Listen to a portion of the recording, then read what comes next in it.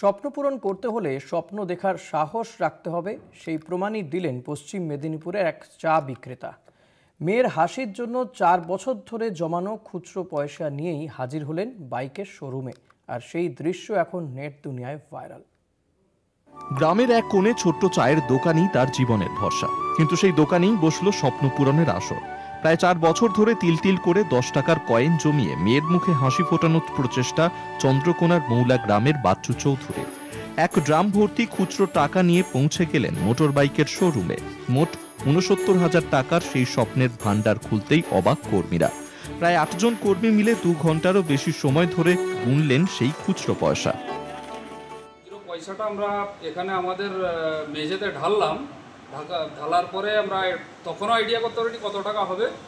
তো আমরা এখানকার 7-8 জন মিলে 1 থেকে 1.5 ঘন্টার মধ্যে টাকাটা গুনে যখন কাউন্টিং করলাম, তখন দেখলাম 70,000 টাকা বেরিয়েছিল টোটাল নোট আর কয়েন মিলিয়ে 1,10,12,000 টাকার মতো। খুচরোটা ছিল 69,000 টাকা, বাকিটা নোট। তো উনি ওই খুচরো টাকা দিয়েই আর ফিনান্সে নয়, ক্যাশে গাড়িটা কিনে নিয়ে গেছেন। জীবনের সমস্ত কষ্টকে ছাপিয়ে মেয়ের স্বপ্নকে বাস্তব করলেন এই চা বিক্রেতা বাবা। অর্থের অঙ্কে নয়, ভালোবাসার মাপেই গড়া এই গল্প, যা মনে করিয়ে দেয় স্বপ্নের দাম মাপা যায় না টাকায়। 70,580 টাকার মতো কয়েন, 10 টাকার সব কয়েন।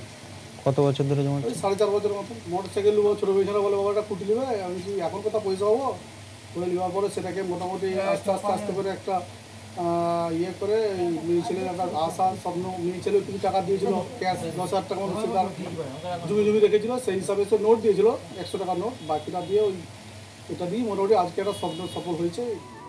খুচরো পয়সা দিয়ে কেনা এই স্কুটি কোনো সাধারণ স্কুটি নয়। এই স্কুটি বলে যায় এক বাবার ভালোবাসার গল্প, এক স্বপ্ন পূরণের গল্প।